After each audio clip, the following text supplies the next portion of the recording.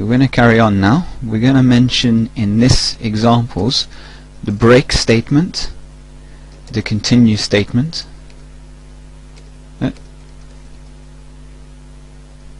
and go to as well.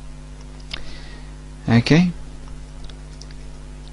so you got break, you got continue, and you got go to, and that will conclude our statements lessons.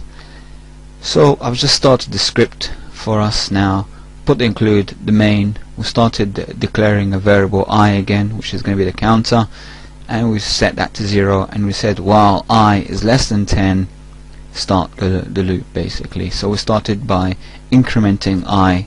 So I now is value 1, and we're printing loop index as a decimal, which is a whole number of 1. So it should put number 1. That should be the first line.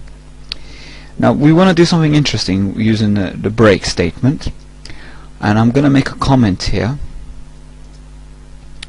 If the counter hits let's say 7, we want it to end. So it's going to end prematurely. Okay, so we're just going to put star again, and that's little comment there for us to read. And we put an if statement here. We say I is identical or to 7. So as soon as it hits I is equal to 7 exactly, we want to use the break, and we just put break and semicolon there. And we're going to make something else as well here. We're going to say print f, we say go to the next pass or something. We want it to go again, and we want it to print that line. It's not going to print anything, is it? Or is it? What do you think? We've asked it to break here, so as soon as it hits 7 it's going to exit. But we're going to demonstrate this by putting an extra line saying, look, print f and go to the next pass. So every time it's the first time around, it's going to print that line, it's going to print this, and it's going to print that. It's going to have a second line. As soon as it hits 7 on the last line, it should only print this, and it won't print that. So we'll just try that out now and see if that would work. So I've called it break, and I've compiled it. I'm just going to run it. Oh, it's a blank. What happened?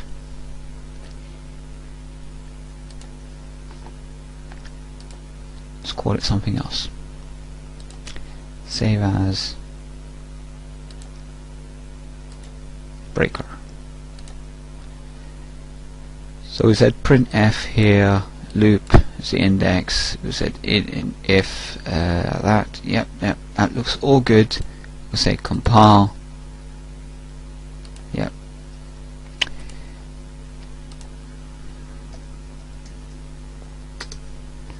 Okay, so there you go. Oh, we didn't put a new line, so it's just done it into one line. And you can see here in the last, it didn't actually say go to the next pass, because it broke. It just stopped at that point here. Just want to mention, you can't actually name your file as a DOS command, and probably break is used for something else, so that's why it brought this blank space there. Okay, we're going to move on now to continue statement. Clear all that. So here we've just used again we declared I as a counter or a variable, integer variable. We started by saying while I is less than 6, we want it to cycle. We're incrementing I by 1. If I is identical to 3, very similar to the break statement, we use continue, and basically what that will do, yep, it's equal to 3, carry on anyway, and it just loops again. Okay, so we're going to test that one out. So we save and we call that continue, and we build. Looks like it's done it. And we put continue. Okay, So as you can see there, it's continued until all the way up to 6. Okay, last but not least, we're going to do the goto statement. So we're going to delete all this.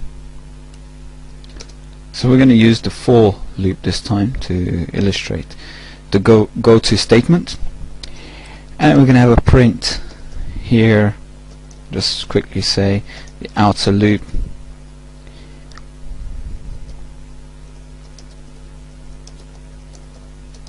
%d new line I.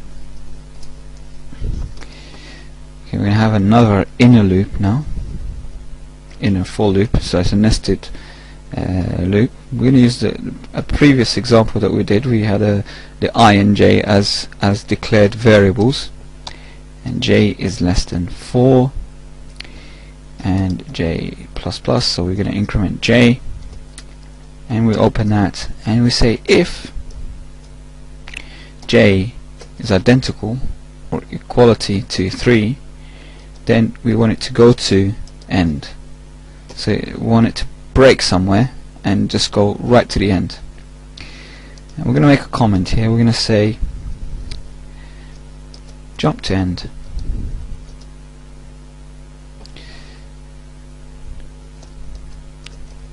Okay, I'm going to show you where the end label is in a minute. We're going to print f, and we're going to say, we're going to have a tab here. Let's have a tab. Inner loop index number %d, and we'll start a new line. We forgot to put a quotation mark here and put the j. So now we're just printing the inner loop index, which is the j. Okay, so we're going to close that one off, and last but not least, we're going to close this, the inner one, inner for loop. So we close the curly brackets, and now we're closing this curly brackets up there as well, and we are going to put in the label. So I'm just going to say this is the label end. Obviously that's a comment. The label end is like that. So you just do that, and that's the end basically. The end, and then a colon, not semicolon, a colon. And that's pretty it. Let's save that, save as, and we say go to test, and let's try to compile and see what happens. Did it go? Looks like fine, yep. So let's go to here and say go to test, and it says outer loop index number 1, inner loop index 1, inner loop index 2, and as soon as it hit the 3 it just stopped, it didn't carry on. So it didn't give the outer loop to loop again like in the previous example we did before.